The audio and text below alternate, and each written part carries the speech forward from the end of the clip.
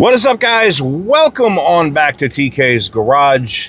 And massive victory in the Senate this morning as all of the congressional review acts have been passed to deal with emissions and rolling those emissions back.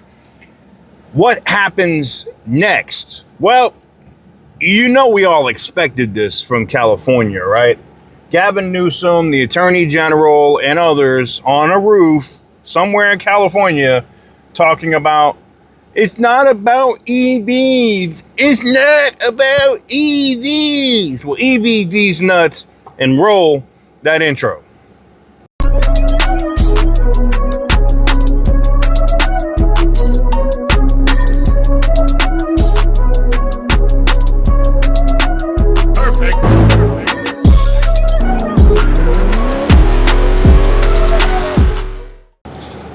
So welcome on back to TK's Garage. Sorry I had to put the glasses on. The sun out here is beaming. Texas is a different place, man. But since we're being unhealthy and we're all gonna die because of emissions, I figured let me go to McDonald's and have some unhealthy fries.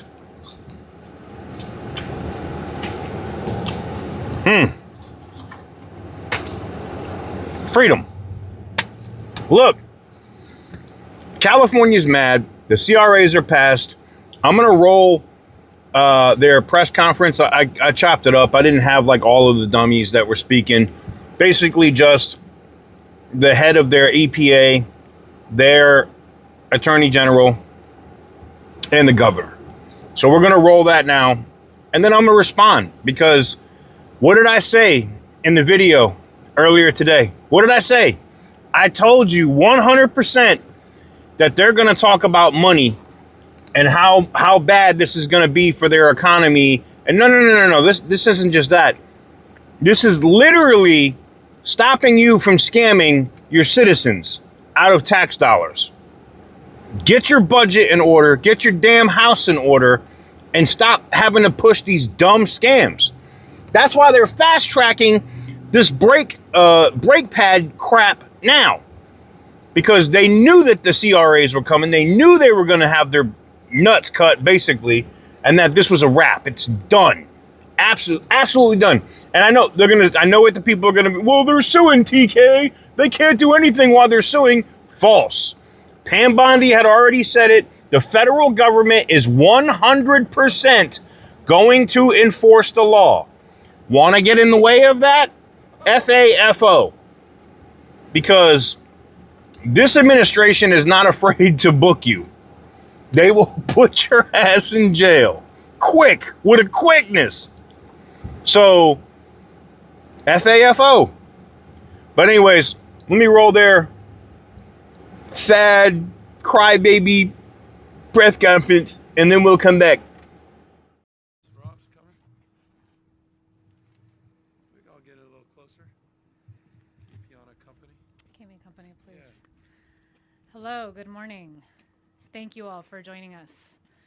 I'm Yana Garcia. I am the Secretary for Environmental Protection here at the Environmental Protection Agency. Thank you all for joining us this morning as we reaffirm our unwavering commitment to protect clean air, public health, and to continue California's environmental leadership. We're here today to show this federal administration, congressional Republicans, and the world that we will not back down from the fight for clean air. Unlike the Trump administration here in California, when we say we care about clean air, we mean it. And we mean it because we know that our health, our safety, the well-being of our families, and our economies depend on it. I want to start by reminding everyone that our authority to set clean vehicle emission standards is not new. In fact, it predates and is a foundational part of the Clean Air Act, rooted in our state's unique air quality challenges, our history of innovation, and our economic prowess. We have, for over 50 years, developed tailpipe emission standards that are bipartisan. We've tackled smog and pollution from transportation long before the federal government acted, and we've done so, especially recently, in partnership with manufacturers who have voluntarily agreed to comply with California's approach to cleaning our air, protecting people's lungs, and doing our part to reduce smog and pollution causing climate change. We're deeply proud of our nation and world-leading work to slash harmful pollution through our Clean Cars and Trucks programs. Our colleagues at the federal level claim that these programs are all part of a crusade against climate change. Make no mistake, they are part of a clear agenda to protect what makes our state, our nation, and our global community safe. We just experienced wildfires like we have never seen. And the growth of fires and other climate-fueled disasters are costing us in California alone more than $16 billion per year. Many of our counterparts across the globe are experiencing similar impacts. And our solution is to approach these serious challenges with innovation that saves tens of billions in health costs and reduces the rates of chronic illness and hospital visits by the thousands each year. The innovative solutions incorporated into our vehicle standards do not only help us as Californians, again, they help the nation to combat one of the most critical challenges of our time.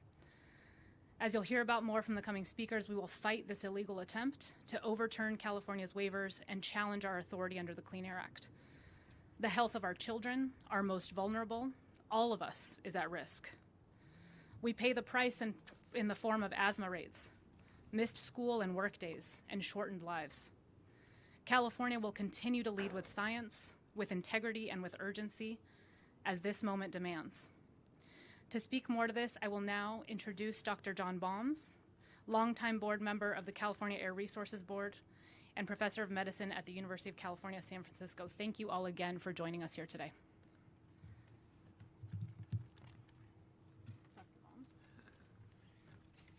Thank you, Secretary Garcia. I'm a pulmonary and critical care physician.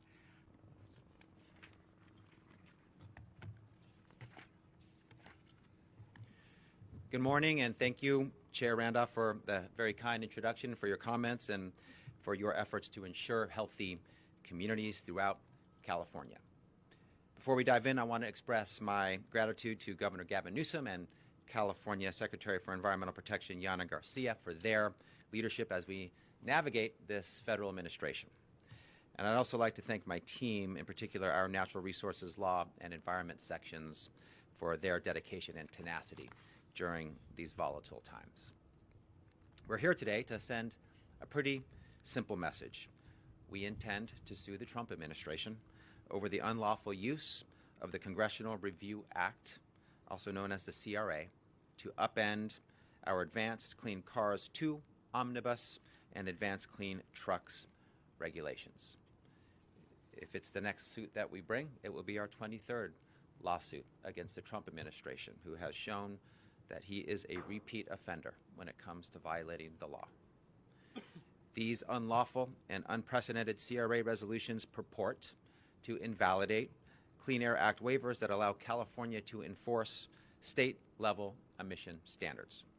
These resolutions directly contradict the nonpartisan Government Accountability Office and the Senate parliamentarian, who both determined that the CRA's process doesn't apply to the EPA waivers. The CRA has been in place for 30 years. It has never, ever, not once, been used to apply to a waiver. California has received over 100 or approximately 100 waivers since the waivers have been given, and the CRA has never been applied to any of those waivers before. So this is unprecedented. And to be clear, these are waivers that have, again, never been subject to the CRA under either Democratic or Republican leadership. And this is a workaround for Trump to punish California for defying his efforts to bring us backward. Our Clean Vehicles program strategically ties significant economic benefits to lower vehicle emissions and clean air initiatives. It's a win-win for our economy, which is now, yes, I'm going to say it again, the fourth largest in the world, and our environment. And that is no coincidence that it's a win-win. The federal government's overreach is illogical, it's politically motivated, and it comes at the expense of Californians' lives and livelihoods. The president and his administration are attempting to trample on our authority to maintain long-standing clean vehicle standards and keep our air breathable, and they're sacrificing high-paying green jobs in the process. Thank you, Doctor, and Madam Secretary. Thank you for the opportunity to be back here on a roof that is familiar, as is this subject matter. It was just a number of years ago that we were here announcing a similar lawsuit against then Trump administration as it relates to the issue of California's well-established authority under the Clean Air Act to advance the cause of low-carbon green growth. We prevailed in that effort a number of years ago. We were hopeful that we wouldn't be back, but we weren't naive. Once the administration, Trump 2.0, was sworn in, we anticipated being back here, quite literally back here on this roof, announcing what happens to be the 23rd lawsuit against the Trump administration. We didn't expect the path, however, that they would take in this instance. This notion of a CRA, which if you're paying attention, then you're confused. No one understands what a CRA is, and that's what this is also all about. There's confusion. It's intended to be confusing. What is a GAO? What is a parliamentarian? What the Senate did has been referred to correctly as a nuclear option. They decided to change the rules that have been established in the United States Senate, protocols that have been well established for centuries, in order to attack California, in order to pollute more. This isn't complicated. This is about pollution. This is about the act of theft, because pollution's a subsidy. It's an act of theft against our kids and grandkids. It's not complicated. What this act did was allows polluters to pollute and pollute more, impacting you, impacting all of us. This was also a big day for China. China is celebrating. This was a day that marks a moment of acceleration in their capacity to dominate in the next big global industry. California was one of the leading players in this space. The world we invented now is competing against us. California established an innovation framework that has allowed us to now have over 60 manufacturers that have headquartered in the state of California alone. California created the rules that now have been attacked that help create and support the development of an iconic American company by the name of Tesla. Tesla simply would not have existed as a company had not these rules been applied, advancing those rules in the regulatory markets that created a level of certainty that created the opportunity to take risks and invest in the development of one of America's most iconic companies. So this is about our economy. It's about our health. It's about our global competitiveness. It is, Donald Trump, about our national security. And it's about our ability to continue to innovate and outpace competition all across the globe. Now, the good news is, as I noted, we anticipated this moment. And we are firm and committed in our efforts to continue our leadership in the state of California. I had a chance this morning, my staff gave me a speech by Ronald Reagan. It was a July 14th, 1984 speech. It was a radio speech that President Reagan gave, celebrating his environmental leadership, as he referred to over 15 years prior as governor of the state of California, where we established these rules. It's right that we're here, the California EPA. The California EPA was established by a Republican governor, another Republican governor by the name of Pete Wilson. Those rules that were advanced, that Ronald Reagan reflected 15 years later, were not only advanced by him in the creation of the California Air Resources Board in 1967, but were afforded to him under the authority granted to him by a Republican president by the name of Richard Nixon under the Clean Air Act in 1970. Bipartisan, Republicans and Democrats, recognizing the urgency to address the issue of pollutants, to address the issue of public health. That's what's being assaulted. That's what's being attacked. I was in the Oval Office a few weeks back, and in anticipation, if you think I was overstating of this moment, I looked up just right above President Trump, above the Resolute desk, interestingly, is a portrait of Ronald Reagan. And I told the president he will be looking down at you, as he is right now, the moment you sign this bill authorizing the degradation of his legacy. He'll be looking down in shame when you sign this bill. He laughed, but it's not funny. Our kids and our grandkids, pollution, an act of theft. Polluters are now able to pollute more. This is not about electric vehicles. Why did they just remove one of the waivers that has nothing to do with electric vehicles on the issue of NOx? This is all about polluters being able to pollute more. Big oil buying off politicians. General Motors doing the same. General Motors, who we've been working with for decades and decades in good faith to address the issues of flexibility, working behind our backs, working behind your back and our kids' back.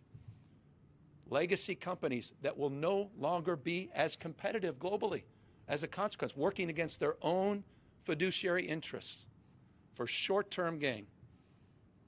Big day for big oil, big day for GM and Toyota, big day for China. Terrible day for your kids, terrible day for air quality, terrible day for innovation and entrepreneurship. So we're here, mindful of the moment we're in. You saw the vandalism as it relates to that other bill they signed today, just gutting the clean energy efforts in this country, gutting further subsidies so that we can continue to lead. It's an extraordinary moment in American history. And so we're here, firm in our resolve at this moment to be held to account, to a higher level of accountability on behalf of our kids and grandkids, to push back and say no. We could do more and we can do better with the spirit of cooperation and flexibility that has always been part of our program as it relates to our zero-emission vehicle efforts, hybrid cars included, hydrogen cars included. This is not exclusively about electric vehicles. That is an incredibly important point to reinforce and to underscore. And let me close by underscoring and reinforcing additional point. When perhaps you reflect on my comments about China, I hope you'll consider that 60% of the global EV market now, China dominates and controls. President Xi was just out there with President Putin, not just talking about the war in Ukraine, talking about flooding the market in Russia for Chinese-made electric vehicles. Same in the European Union. They are dominating this space, and we are ceding our leadership, and we are going backwards a half a century with yesterday's technology. This is like Blockbuster or Standard Oil doubling down on stupid. The world is radically changing. Mobility is changing. These technologies are state-of-the-art. The costs, there's a brand new model of electric vehicle called the Lamborghini Mini, $9,700. You won't be able to get your hands on that because that's being produced overseas. We're importers now of electric vehicles, not exporters. Talk about the balance of trade.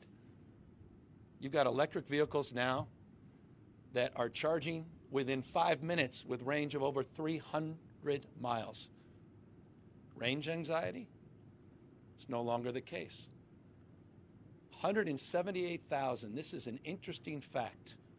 For those that say it can't be done, 178,000 public charge points in the state of California. There's only 120,000 gas novels. 178,000 electric charge points. We're building out the infrastructure. Over a quarter of our sales, new car sales, are an electric vehicle. Consumers are moving in this direction all across the globe. China is already 50+%. They're at the tipping point of electric vehicles. Has anyone been there? Have you gone into one of these cars? It's the backbone for autonomy. It's the backbone for mobility. The seamlessness to which people are able to now go home with two-way chargers and charge back to the grid to actually earn an income in those off hours. We're ceding that to our biggest global competitor. That's what just happen in the United States Senate, and they will pay a huge price. It will never go back to its original form. This nuclear option, overturning their own Senate parliamentarian, overturning their own GAO who said you cannot do this. That's why we're confident in our lawsuit. They didn't care. They want to pollute more. So as you can see there, what did I tell you? They don't give a damn about emissions. They don't care about smog in the environment. They don't care about that. This is all 100% all about money. All about money. It's taking away that slush fund away from the state of California. No more grants. No more subsidies for your green energy BS. The Green New Scam. And your citizens are going to be so mad. I'm going to be hot. Killing my microphone. I'm going to be hot a little bit. Because, look, I know people are going to be, oh, he's an EV hater. As I'm sitting in a Tesla doing this video. But I'm an EV hater. Wrong. I just have common sense. I don't feel like you should force this car or any car onto somebody. Shouldn't do that. Just common sense here, man. This is not rocket science, all right? And using this as a scam, as a way to generate money for your state because you want to give away freebies to everybody and do dumb stuff. And you know what? California would probably be okay if they only gave it to their citizens. They probably could cover it, knowing how their economy is, right? But that's not all that they give it to. They give it to every single person that shows up in their state. Illegal people, illegal aliens, people that move from other states like Nevada or Arizona that are only there for a few months. They can immediately get on SNAP, immediately get on healthcare, all this other stuff. Verification processes are a joke. That's why they're broke. They don't have any money. Are the ideas that some of the stuff that California does laudable or like honorable? Yeah, of course, right? But it's all on how you execute and implement those plans. And that's the issue here. So let me know what you guys think in the comment section down below. And what do you think? I can tell you right now, because I already can see the they're not gonna be able to do it. The state of California has no authority and cannot overturn Congress. Not gonna happen. Can they sue? Yeah, they can sue to the federal courts. They're not gonna get an injunction. That's not gonna happen.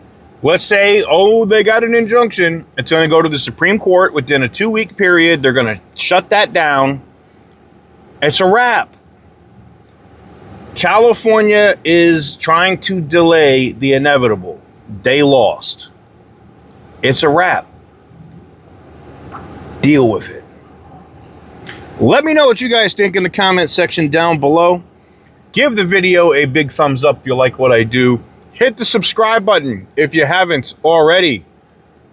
God, it feels good today. As always, stay petty, my friends. For the longest time. Whoa. For the longest time. Percocet, Miley Percocet.